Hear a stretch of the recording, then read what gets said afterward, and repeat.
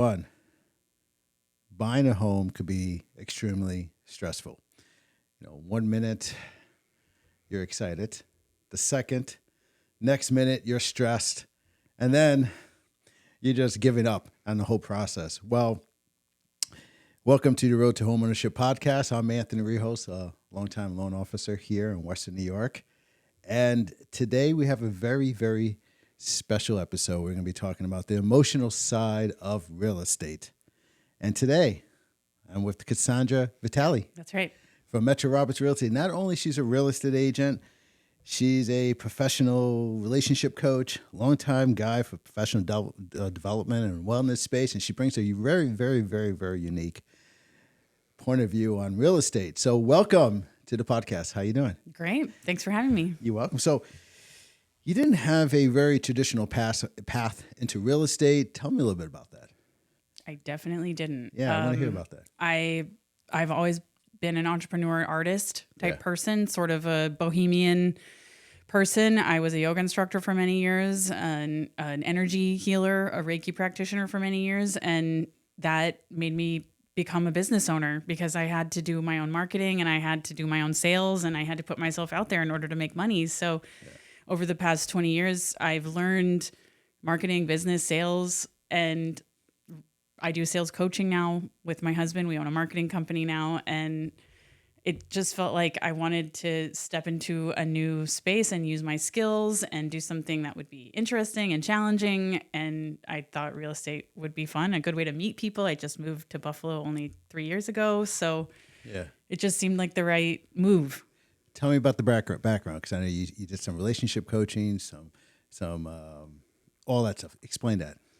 I went to school for anthropology. So my training is cultural anthropology. And so I've always been interested in people and the inner workings of like society. And so one of the things I noticed as I was teaching yoga, I'm with my friends, my girlfriends coming to me, telling me their relationship problems, and just sort of realizing that I have a knack for understanding kind of the underlying dynamics, power dynamics, relationship dynamics, cultural things that come into play, gender roles, traditional roles, like whatever it is that comes up. I have a way of seeing that. Maybe it's like a higher level abstract sight that I can help people apply practical action steps to make better choices and understand their partner or understand themselves with. Yeah. And that definitely transitions into real estate, right? Because you're dealing with a lot of people, right? Yeah. Tell me about that. I mean, it's everything is relationships. Ultimately, that's what I believe in.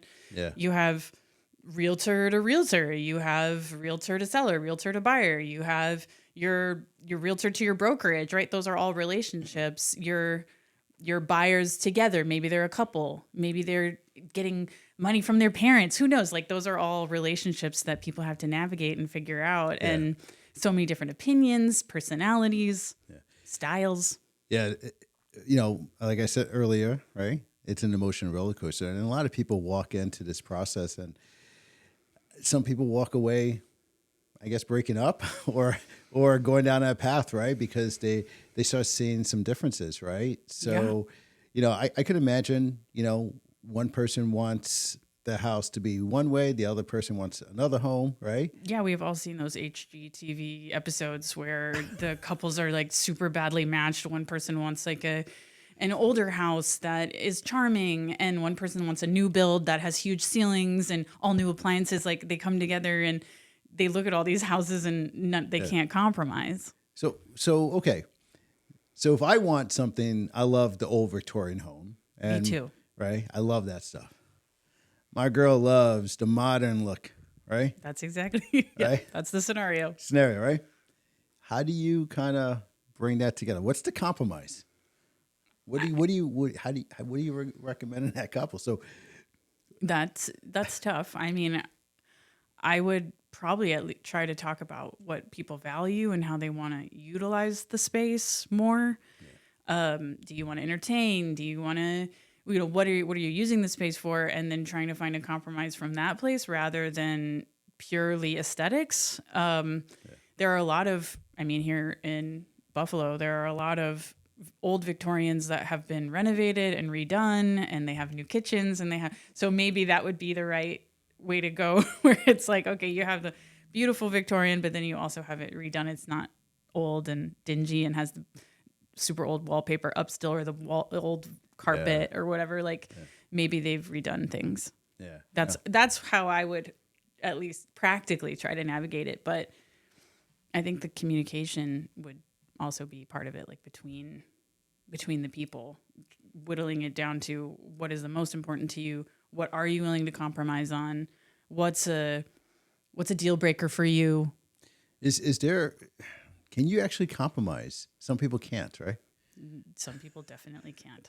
And in some situations, compromising is unhealthy, and it becomes like sacrificing, and that creates resentment, and then people start to hate each other. Yeah. So if a couple's looking at something, and one wants to live in a city, one lives in the country, right? No one wants to live in the suburb, for example, and there's no middle ground then, right? So do they split, or then does the one person that wants to live in a city decides, okay, I want to live in the country and learn to like it? I mean, any of those things could happen. Or you just break up. But I would say that it is a mistake to go into making a serious purchase like a home with a partner that you haven't talked about these important things with beforehand. So unfortunately, we put ourselves into the little pressure cooker of the home buying experience. And that, for some people, brings all of these other things to the surface and incompatibilities. And maybe they do end up having to break up, or maybe somebody does make a sacrifice that they then realize they can't live with, and that causes problems down the line. I mean, those are real life situations that happen to people all the time. Yeah, I can imagine if I wanted to live somewhere, and my girl wants to live in one place, and I moved there, and I will probably always see the negative side of something, even though it's nice, right? And I would just try to resent. I would probably have a resentment, and that will lead to that can happen. Blow up. Yeah, resentment turns into contempt, and contempt is one of the number one factors that, when it's present in a relationship, that will lead to divorce or a breakup. So in a relationship, if you know there's going to be resentment on something, how can you, in a situation like a couple, right? Sure. You're going to, she might resent you because you're making her move to the country, or vice versa. Uh-huh.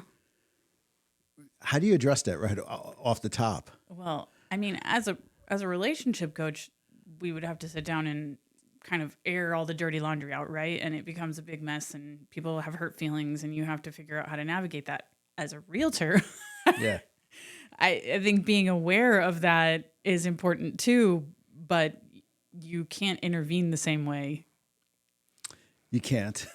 I guess you could offer support, you could offer guidance, you could plant a seed here or there, right? But like that's not your role to intervene in that way on the relationship. But knowing, okay, well, this is sort of a sensitive situation. These buyers are having sensitivity in their relationship. Yeah. I get something to know, something to. On my side, I tell you what I see. I will pull credit.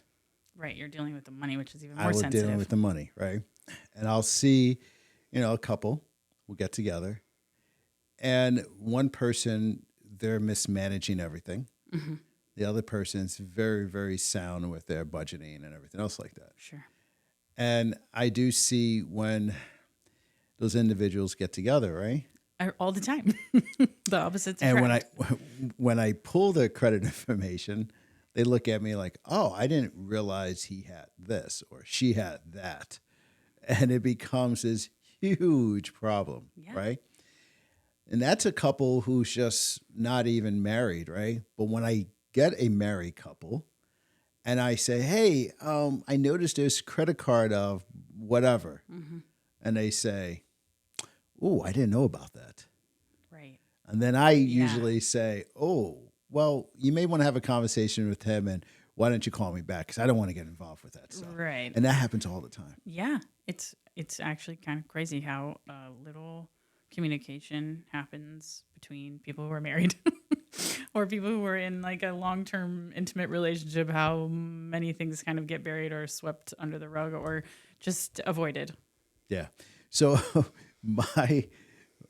so if I guess give some relationship advice out there, if you're a couple trying to buy a home, I think these are the conversations you have to have up front. Way before. Way before. Like, okay, let's say we just got married. We want to buy a home. We want to have a family. We want to do these things that married people want to do, right?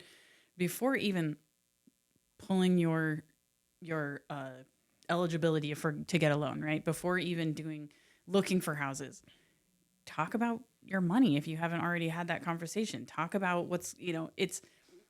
Do you do this right before marriage? Well, because that would be ideal. Yeah, because once you're married, I feel like ideal. You're done. Once you're married, if you don't have a prenup, nobody knows if you haven't had those conversations, it would be ideal to talk about it before you get married. Yes, but like lots of people don't. So in some ways we have to meet people where they're at, right? So if we're catching you and you're thinking about buying a home, talk about it now, That's better than later. Okay. So damn. Yeah, that stinks. Yeah. It can. And people get sensitive. They've made mistakes. They've had bad luck. Things have come up. They have to clean things up. You filed for bankruptcy. You have debt. You have whatever it is that can activate emotions and shame, and people feel bad. And so there's a reason why you'd want to hide that, right? Because you don't want to feel embarrassed. But ideally, your partner is going to be the person who's going to love you and support you and help you figure it out or clean it up, or, right? You have to admit when things haven't gone well in order to fix them.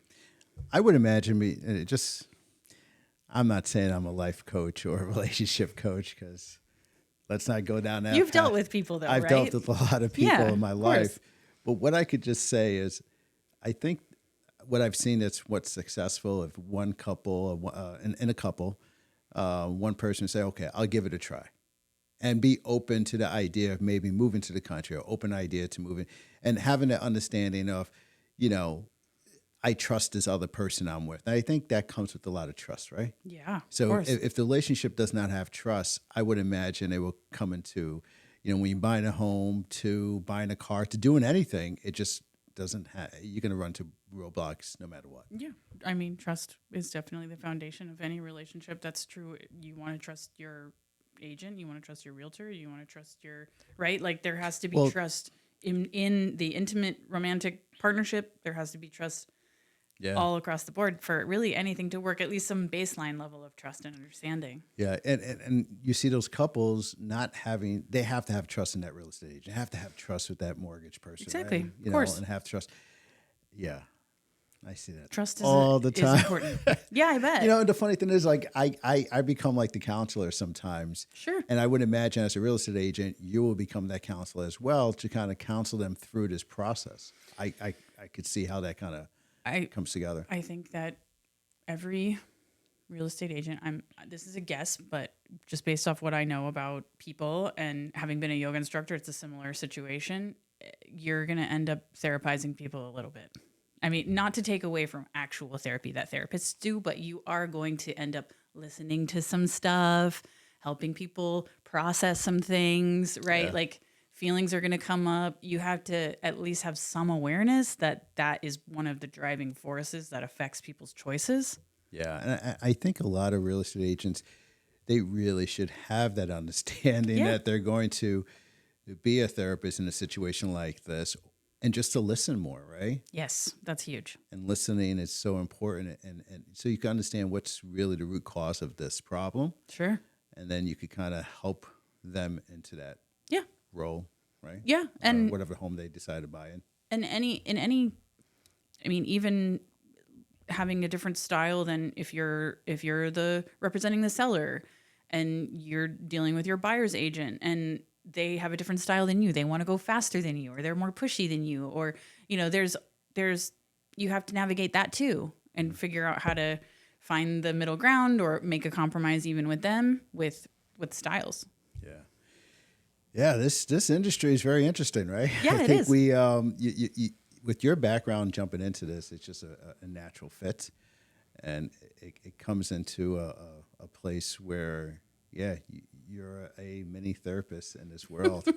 I'm technically a coach. You're a coach. Therapists are Yeah. they have a corner on that market of even using that word, right? But they're going to use the T word, if I want to call it, for you. Sure. I mean, I have a sensitivity to the emotional part of what goes on in all these big decisions, and that matters to me. I want people to feel good while they're in the process, right? Like, you want to feel good about buying this house or making the biggest purchase potentially of your entire life, or you want to feel good with your partner while you're doing it, right? So ideally we can figure out how to deal with the feelings that aren't good in order to come back to the good ones. Yeah, people don't realize, like I said this before, it's an emotional roller coaster. I'll give you an example of a young man I just helped. He walked in, purchased a condo, right? Everything's fine with this situation, right? Well, the condo questionnaire comes back, and the fidelity bond was a lot lower than what's required by the bank. So it requires his buyer to put more money down. Mm-hmm.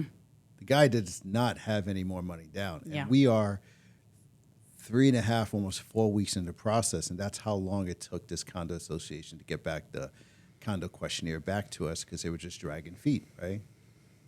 So now he goes to, man, I don't know if I could do this loan now. Right. Now he's like, oh my God, I might be home. Like, he doesn't have a home set up. Yeah. He has to be out. So he goes from, oh my gosh, really high, now to really low. Yeah. Now I'm making phone calls to everyone. We find out that I could potentially increase the fidelity bond. I talk to the association. I go back to the agents. We're going back and forth. Now we can increase it. Great. So he's back up. Okay. Yeah. But then, poor guy, this is so terrible.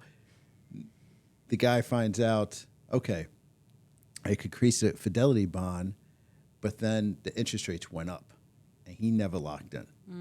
I recommend to lock it in before everything happened, but he likes to gamble a little bit. So apparently. his gamble didn't pay off. So now his debt to income ratio was off because of now the rates went up. Yeah. So now he's back down. He's like, I don't know if I'm going to get this home. And right before we have to close, they, ran it through and couldn't make it happen. But luckily, we found a way. We were able to move some money around, buy the rate down. He got into the home. Wow.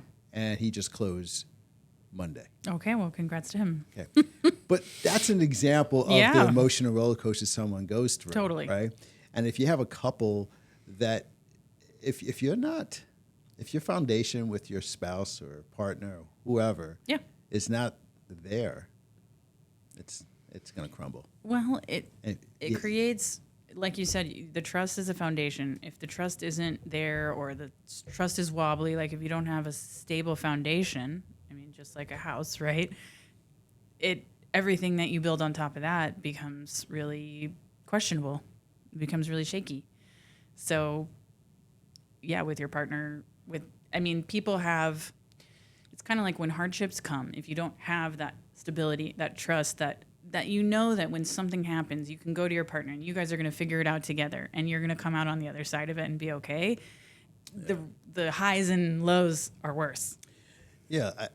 Getting into a relationship, and I could just talk from my experience, you get into a relationship where the foundation is kind of rocky, and when you go through some rough times, that foundation is not going to hold that rough times. No. It's just going to crumble, and everything's going to break apart. Exactly. But if you go into a relationship with that foundation is strong, right? And if you go through any type of situation and going through I would imagine an emotional roller coaster, like buying a home. Yeah.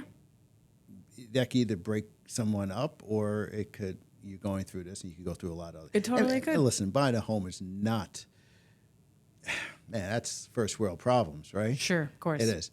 But in the grand scheme of things, if that affects your relationship, man, just imagine other things. All the other hardships that happen, all the other life crises, having a kid, all the different phases of kids have that you have to figure out, or losing a loved one. Like, there's so many other life events that occur that affect people even more than, just buying a house, which ideally should be a fun, exciting, and joyful experience, right?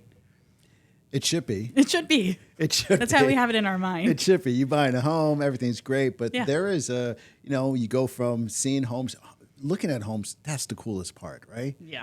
Right. Possibilities. That's it, right? And then you say, hey, give Anthony a call for the, pre-qualification. And then they give me the documents. I'm like, hey, you can't afford this home. You can afford that home. Right. And they're like, oh. And then they go and look for that home. They find this perfect home and they lose the bid. Yeah. And then they get bummed out. Like, this is like the perfect house. But I'll tell every buyer this. Everyone, it always happens. That first house, you lose the bid, you find another house, you move in, and you say, oh, that's the house I want to live. It always works out to be the perfect house. Exactly. So be patient with it, right? Yeah. And then after you go through that whole process, then you go through the mortgage process, and then a hiccup happens, a loss of job, or just like it's fun. Yeah. Yeah. And like you that's said, the truth. That's what happens to every buyer almost. I agree that, like you said, it sort of, whatever ends up being what happens is the perfect thing for you, and that's the right thing to happen. That's the silver lining always, right? Always. Like what was meant for you is meant for you, and the best thing is what happens. And that's even true if you are in a couple and you go through the home buying process and then you end up breaking up with your partner. Like maybe it was meant to be. Maybe that was actually the perfect thing. I know. So, I almost said something like, no, some people might hear it, but I'll say it anyway. I had to meet my ex-wife for a reason. there you go. And my son is here. And things happen for a reason. Yeah. And he looked down and was like, oh, man, that's... Yeah, Totally. whatever I have happens. an ex-husband. Yeah. But then when you look back on it, it's like, hey, I was going through this same thing, the whole home buying process, same thing, I think. Yeah, Things absolutely. always happen the way it's supposed to happen. Yeah, we learn the lessons we learn, Yeah. and we go through the things we go through to become who we are. Yeah.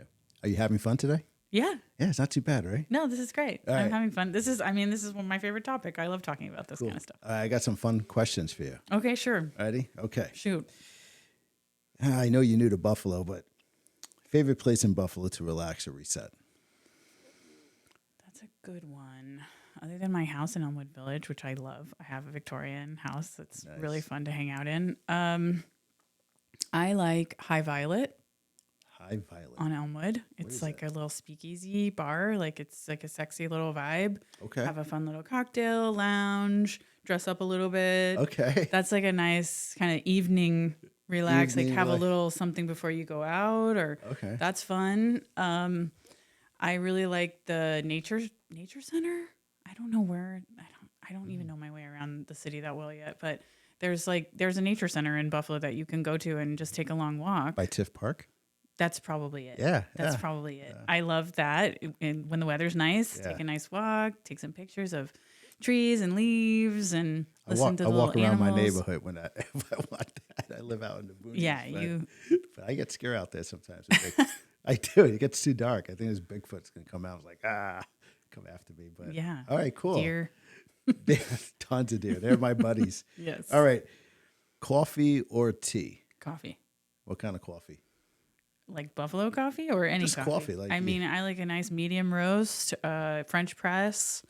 I love a mocha. Okay. All right. If you weren't in real estate or coaching, what would you be doing? That's a good question. I'd probably be like an elementary school teacher or something. Okay. I could see that. I don't know why. I like I got I the like elementary school kids. teacher vibes.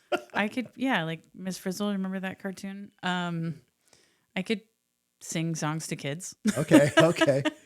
All right. You a Bills fan? Of course. Okay. Are you kidding? Yeah?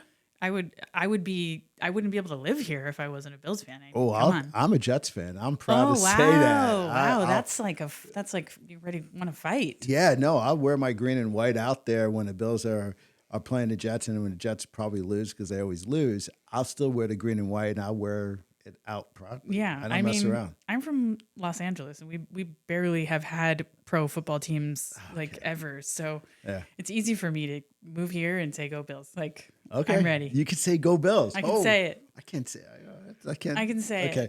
All right, last question. Okay, something people would be surprised to learn about you. I used to say that because I like metal music and like hard rock, but a couple people recently were like, I don't think that's surprising. That's not surprising about you. So maybe that's not it. I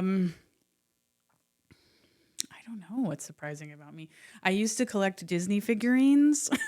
Oh, When I was younger, I loved like these like glass porcelain dolls of like Ariel or okay. Mary Poppins, or All right. like that's kind of random and No, kind of that's- funny, like maybe a girly, very girly part of me. Do you still have those things? I don't. I ended up selling them. Oh man. All right. Why don't you tell everyone how to get a hold of you? Instagram is probably the easiest way. Okay. Cassandra.vitale on Instagram. That's CASSANDRA.VITALE. And then I guess you can call me too. Should I just throw out my phone number? Sure, throw it out there. 562-301-8769. That's my Long Beach, California area code. Got it. All right. Well, thank you for coming on. It's been fun. Thanks so much for having me. Yeah. I had a great time. Thanks for chatting.